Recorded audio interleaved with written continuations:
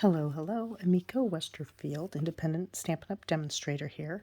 Today we are going to be creating a card using two Sale-a-Bration items, the Hippest Hippos stamp set and Hippo dies.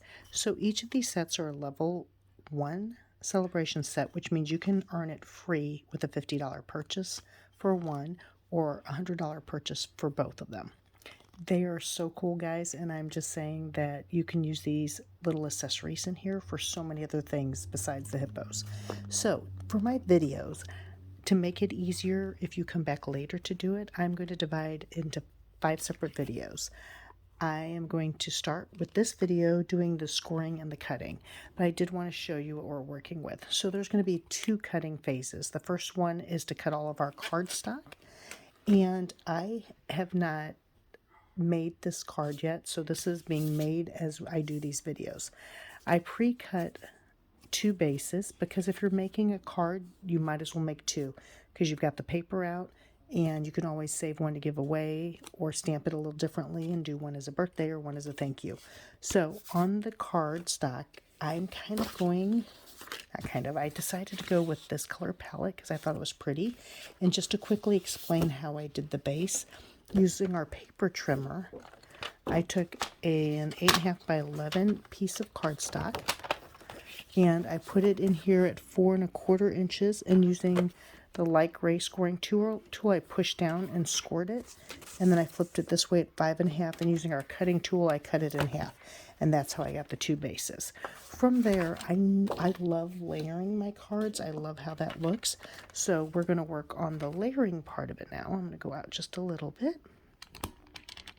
Apologize for how messy everything is. I'm in the process of rearranging everything.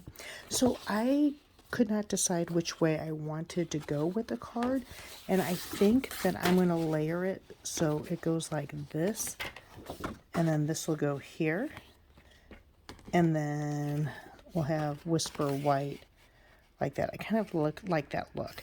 So I know on the Flirty Flamingo that I want to make this cut so that it's 5 inches by 3 3/4 inches, so that we have a light gray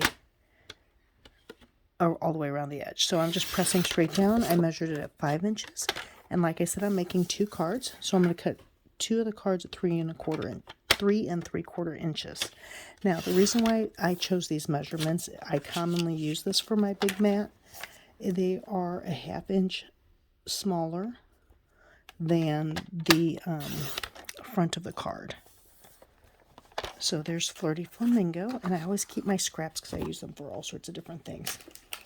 All right. And then this is going to go on here. Now, I don't start matting or mounting anything just yet because it is a process. Now, I only want the Flirty Flamingo to be a little bit of a peek out, so I feel like I'm only going to trim it 1/4 of an inch smaller than the Flirty Flamingo. So I'm going to take the basic gray, and 5 inches minus 1/4 inch equals 4 3/4 inches.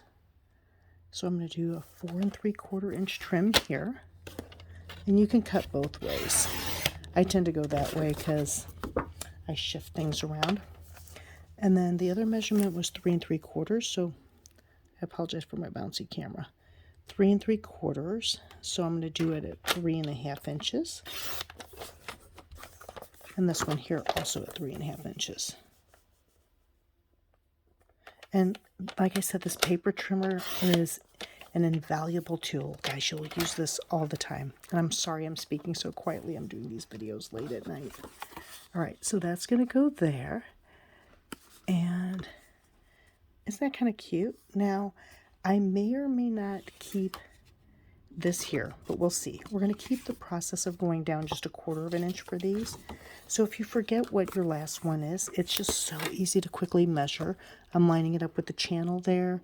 So that last one that we trimmed was 3 1/2 by 4 3/4. So I'm going to go 4 1/2 this time. So I'm going to do 4 1/2. And then I'm going to flip it 1/4 of a turn. And I will try to remember to come back and write the measurements later. So I need to go 3 1/4 on this one. Like I said, I'm just kind of winging this card. There's plenty of times where I will follow a recipe per se, where I have all the measurements written down, but I just kind of wanted to show you my process. So then that will go there. And then I do want on Whisper White, now this is a smaller sheet of Whisper White. I do want on Whisper White to have the hippo, the pink, show a little bit more on that. So, and one way to double check is see how the hippo dies are, to make sure you don't cut too small. You could take that out and hold it on the paper, but I think we're going to be good. So the Whisper White cardstock, guys, is a superior white cardstock. I mean, it is so amazing. So that was 3 1/4. So I'm going to do 3 inches. Yeah, I'm going to do 3 inches by 4 1/4 this time. Okay, so let's see. 3 inches by 4 1/4. I believe this is like I said, a scrap piece of cardstock left over from a different project, but I don't like to waste it, so I'm going to go 4 1/4 inches,